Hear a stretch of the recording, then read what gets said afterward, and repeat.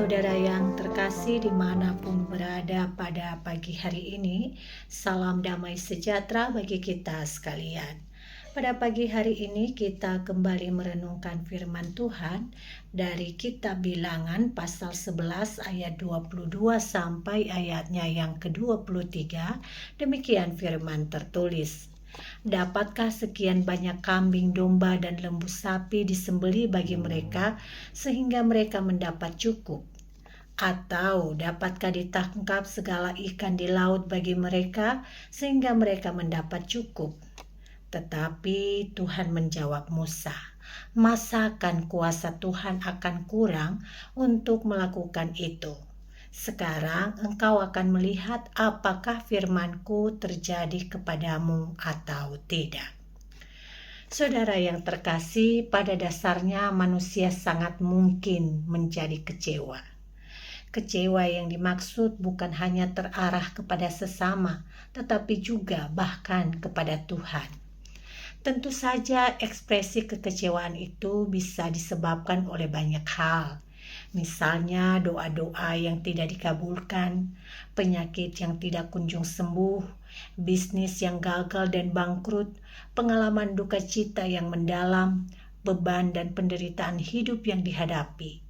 Kekecewaan semacam ini bisa muncul tampaknya didasarkan pada anggapan bahwa Tuhanlah yang sepenuhnya harus bertanggung jawab atas apa yang terjadi dalam kehidupan manusia.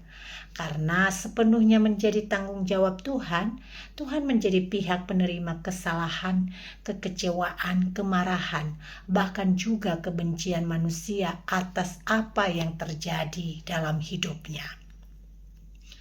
Saudara, pada suatu saat seperti teks yang kita baca, umat Israel yang sedang berada di padang gurun sedang mengalami kekecewaan terhadap Tuhan. Di padang gurun mereka merasa kekurangan gizi karena hanya makan roti mana. Mereka menuntut bisa makan daging. Kekecewaan yang mereka alami di padang gurun bahkan membuat mereka menjadi buta atas kasih dan penyelamatan Allah yang telah membebaskan mereka dari perbudakan Mesir. Dengan entengnya mereka berujar bahwa keadaan mereka di Mesir malah lebih baik daripada keadaan mereka sekarang.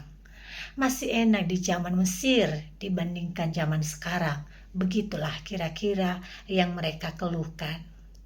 Saudara, dalam lingkaran kekecewaan umat yang besar, Musa sebagai pemimpin yang dipilih oleh Allah bahkan juga sempat terjebak dalam cara berpikir mayoritas umat saat itu.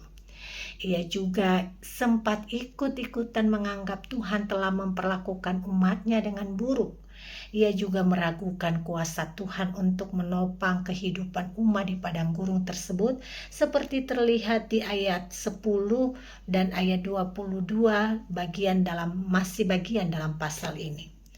Namun dari kekecewaan yang memuncak itu, Tuhan justru menanggapi umat dan Musa dengan mengatakan, masakan kuasa Tuhan akan kurang untuk melakukan itu?